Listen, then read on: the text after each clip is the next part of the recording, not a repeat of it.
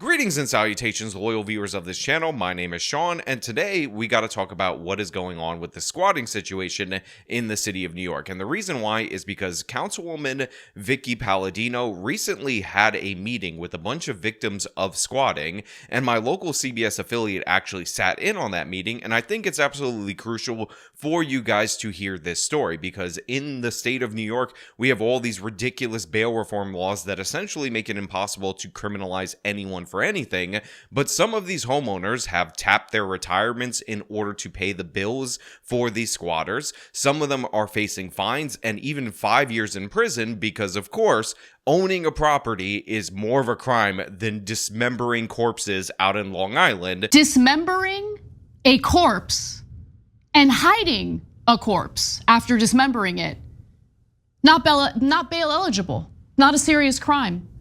I'm not even kidding, guys. And that could lead to them being jailed for, again, 5 years. It's insane. It's absurd. But before we get into that, I want to thank everybody who signed up over on actualjusticewarrior.com/join. Give me the money. Give me the money. Okay. And remind you that on Saturday, April 27th in Austin, Texas, I will be at Mindfest. It's at the Vulcan Gas Company. Link to tickets, top of the description, promo code AJW for 20% off. So it's important for everyone to understand that these tenant-landlord disputes, or in this case, squatter-landlord disputes, have been a thing that have occurred in the city of New York for a very long time. We have a bunch of laws in this city where essentially things are tilted in the advantage of the tenant, and this has produced problems for people going back years, and including some of these particular cases. That being said, the main reason why we're seeing squatting spike so much in the city of New York, although to be fair, we don't have the complete picture of it, we don't have the complete numbers, because adverse possession statistics aren't really reported in any valuable way, which by the way should change. I want to know exactly how bad of a problem this is due to changes in state law in 2019 that took even more rights away from the property owner in order to favor the tenant, which of course inadvertently end up favoring these illegal squatters, these thieves. Let me explain that really quickly before we get into this particular segment. So there are two main tweaks to the law that occurred in 2019, the same year that they passed bail reform law, of course a horrible year for laws, that handcuffed legal property owners when they try to reclaim their turf. The New York Real Property Actions Proceedings Law 711 was amended to say that occupants of a dwelling or housing accommodation can't be kicked out without a special proceeding, in quotes. In addition to that, a new law was passed that stated that anyone establishing squatters' rights can't be removed without resorting to a lawsuit filed in the local courthouse. Now, there are also additional issues with New York City in particular, in that your squatters' rights end up kicking in just 30 days. How many months have to elapse? So right now, 30 days after you live in a residence, you'll receive tenancy rights, which is a ridiculously short period of time, and you're actually able to get free representation from one of these tenant rights organizations paid for by the taxpayer. So essentially, this is a no-cost crime that you can use to extort homeowners, and that's exactly what's occurring. But let's go to this local news segment so you could see how bad things can actually get and how long the process can actually be, because a lot of people talk about the nearly 2-year window, but the fact of the matter is that is the average time, and there's significantly lengthier processes, especially if you're struggling to cover all the bills and damages that these people intentionally inflict upon your home. Well, Christine, you're right. You know, I recently had a conversation with a friend whose mother died leaving her a house in Queens. Now, it should have been an easy sell, the house and the bank inheritance, but it wasn't. She was terrified squatters would see an empty house, move in, and she wouldn't be able to get them out. And she's not alone. So yeah, this is obviously absolutely insane in multiple different ways. First and foremost, you have a relative die. You have to deal with the shock of that death of the relative, and you happen to find yourself in possession of their home. Nice inheritance for you, but within that 30-day period after they die, when you're doing the funeral arrangements and all these other different things are on your mind, you have to also basically guard your home from intruders that will move in, take possession of said property, start destroying the belongings in many of these cases of your dead relative, because the laws are so ridiculous that they don't account for these kind of circumstances. And that's not even to mention the way less dramatic circumstances, which are very common in the city of New York, which is we have snowbirds, where people will go down down to places like Florida during the winter months for a couple of months and then come back and find that their property is being occupied by these criminals that are looking to extort them. A lot of problems end up occurring based solely on the fact that we have this 30-day window in the city of New York. And by the way, statewide, you would get possession of a property if you dwelled in it after 10 years. So obviously there is a major difference going on here with the city of New York and the state of New York, even though there are those state laws that enable this kind of behavior. My tenants only pay me 1 month's rent. They know the game. They know after 30 days, you cannot evict them. So right here, you have this Asian guy. And by the way, I have experience in different neighborhoods in the city of New York with these Asian families that obviously have a property that they're renting out. And he expresses frustration with the fact that he had somebody become a legitimate tenant, rent for 30 days, and then immediately stop paying due to the fact that you cannot get these people out because of the eviction proceedings. So this person could end up having to pay back all of the money to this person who is occupying his property that is not generating income anymore, or they could end up going into the court proceedings, which also costs money, which again shows you exactly how the New York City system is rife for scams. Now, people have said technically if you're a tenant and then you stop paying after 30 days, you're not really a squatter, but it doesn't really matter in this particular circumstance that he mentioned. However, the next guy, it's just amazing what he's about to say, the timeline that he's about to give. No court case should go 7 years. Why can't you just change the locks? Oh, I will be arrested instantly. Yeah, this guy has been in eviction court in the city of New York for 7 years. 7 years. They've had possession of his property. Remember what I told you earlier about how if you live in a dwelling for 10 years and you end up occupying it under this adverse possession law in the state of New York, which by the way sounds like a reasonable period of time, he's 70% of the way there to losing his property permanently to these people. And again, he is paying the utilities and all this other maintenance for this property for 7 years. 7 years is what the city of New York has put this poor man through. They turned off the hot water and then reported that they had no hot water. It's a $250 fine per day, up to $15,000, punishable by 5 years in jail. So one of the things that I like to emphasize when we're talking about these squatter situations, and I've done it in individual stories, is the fact that these are financial scams. And I show you guys that TikTok video of some guy talking about how this breaks down in Portland, obviously a parody video, but unfortunately an all too real parody video. And this is exactly the kind of pressure that these people end up putting on the homeowners in order to extort them. So this woman, because they claimed that she shut off the hot water, which she is saying that she did not do, is going to be fined $250 a day, as she said, up to $15,000, and faces 5 years in prison. Now, imagine the incentive structure that you have in this kind of situation when we know, by the way, it is true what that previous person said. Why can't you just change the locks? Oh, I will be arrested instantly. That you cannot change the locks because you will be arrested. You are subject to criminal penalties, but these people are not subject to that. And in the interim, the system treats them like they're in the right, and you still have to deal with the potential criminal consequences of their fraudulent claims. Obviously, this makes this situation ripe for extortion. And by the way, we talked about two particular cases where extortion is the goal. The case in Flushing, where you had the woman who was actually arrested for changing the locks. So Adele, you're getting arrested right now? Being arrested. For what? For being in my own home. And where's your lease? She's fighting the house. It's not her house anymore. My deed is current and legal. Arrested for unlawful eviction.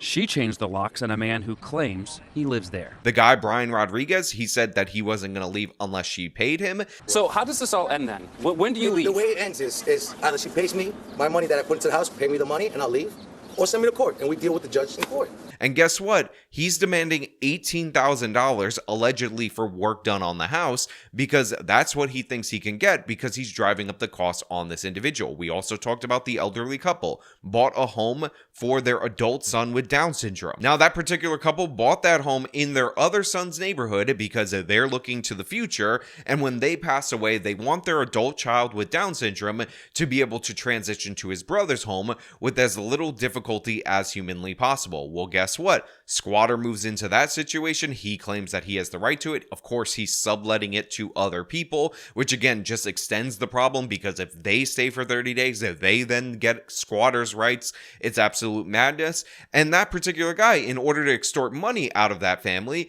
is opening all the windows, running the air conditioner, running the heat, and generating $2,500 electric bills. So that prevents everything from going forward. Meanwhile, they've been paying all the bills, leaving windows wide open 24 hours, including thousands of dollars in utilities. Now look, I will tell you, as somebody who is in the city of New York, as somebody who lives in a poorly insulated apartment, one of the downsides of moving to this new studio, and somebody who pays what I think is way too much for gas and electric, it is nowhere near, in any way, shape, or form, $2,500 a month. That is an absurd amount of money. But obviously, when you're in a situation where you can't cut off the utilities or anything like that, this is done to extort you in order to give them a settlement. That's what's going on in a bunch of these cases, and the city and state of New York have incentivized this behavior. But things are going to get a little bit worse as we go through, and you hear some of these other stories. So here you are. You have to pay the upkeep of the house. Right. And you're not getting any rent? I'm not getting any rent, and I'm paying the gas and electric every month. 4 stories repeated over and over and over again by irate and often unwitting property owners. So this elderly man's story actually breaks my heart as we're going through it, because he bought this property in order to have some additional income in his retirement. He actually has a pension,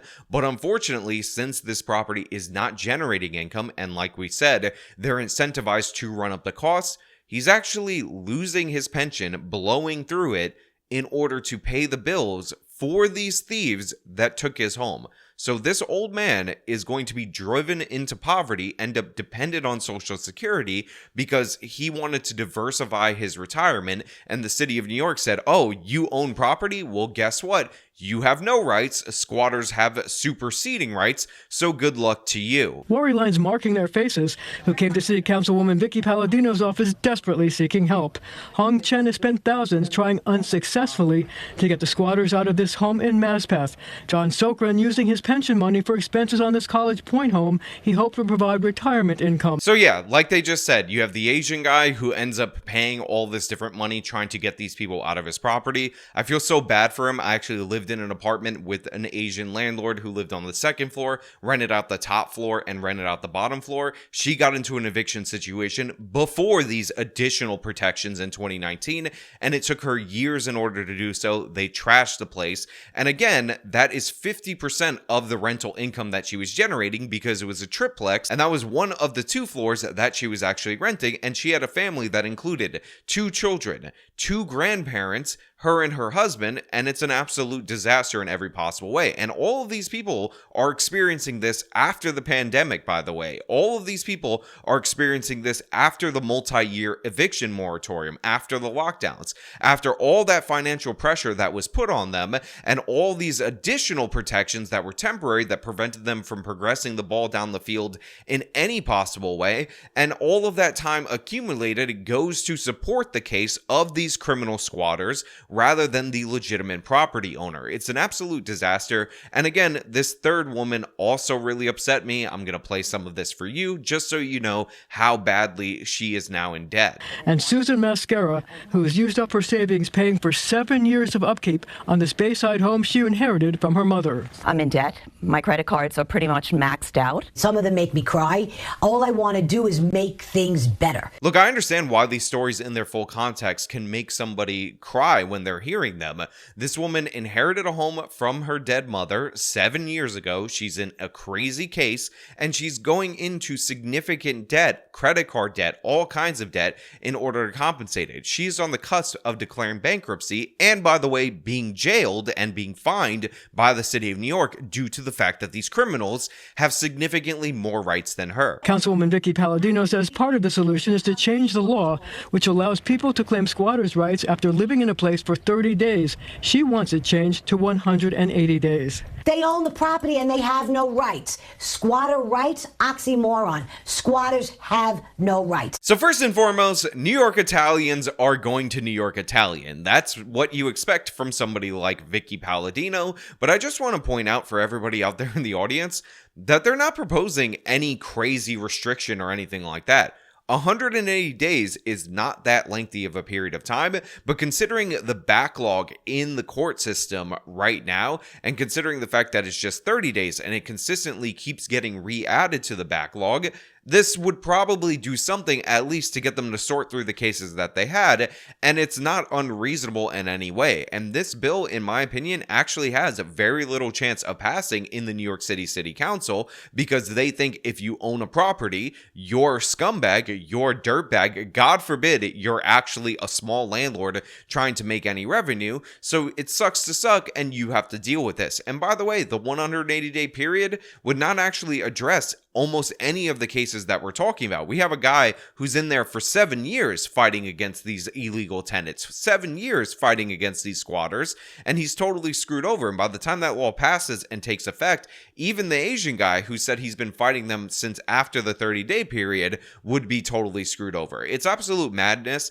However, there is in fact a state law that is requiring some level of documentation that is currently being proposed. I want to go to that in a second, but just to give you some of the absurdity of the situation that's going on, there's another home story that's not being featured in this particular story, likely because it's just outside of Victoria Palladino's district. And the reason I want to highlight this is that their proof of evidence that worked, that actually ended up getting the cops to not arrest them, was an Uber Eats receipt from Shake Shack. So yeah, as reported by the New York Post, last week a pair of squatters at a Jamaica duplex sued the legal owners of a $930,000 home, claiming that they were locked out despite establishing tenancy, and included in their proof was a Shake Shack receipt.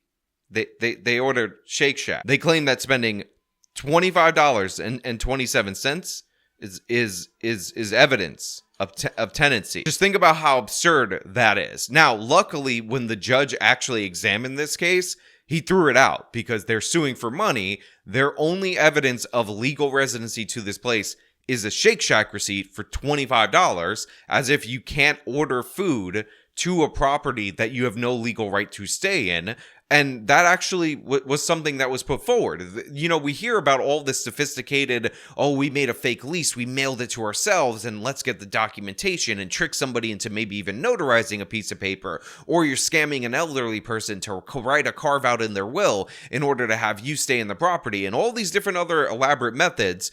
But in reality, it doesn't take any of that. Like we talked about in that case where the homeowner was arrested for changing the locks, the guy didn't have a lease. And in this particular case, they presented a Shake Shack receipt as evidence that they ordered Shake Shack via Uber Eats, and that is considered a legally binding contract between a landlord and a tenant, and deprived a homeowner of a $930,000 duplex. That's what we're dealing with in the city of New York. That is the absurdity that we actually have to engage with in the most populated city, one of the most historical cities in the United States of America, financial capital of the world, a Shake Shack receipt. Squatters terrified this woman who lived next door to this white stone home, a home they took possession of. 7:30 in the morning, there'd be people on the front lawn drinking beer, smoking pot, different cars from different states showing up, and then license plates being swapped. It was frightening. So look, not that it matters, because if you steal a property and you're driving a homeowner or a property owner into significant debt and all of that, I have no sympathy for you.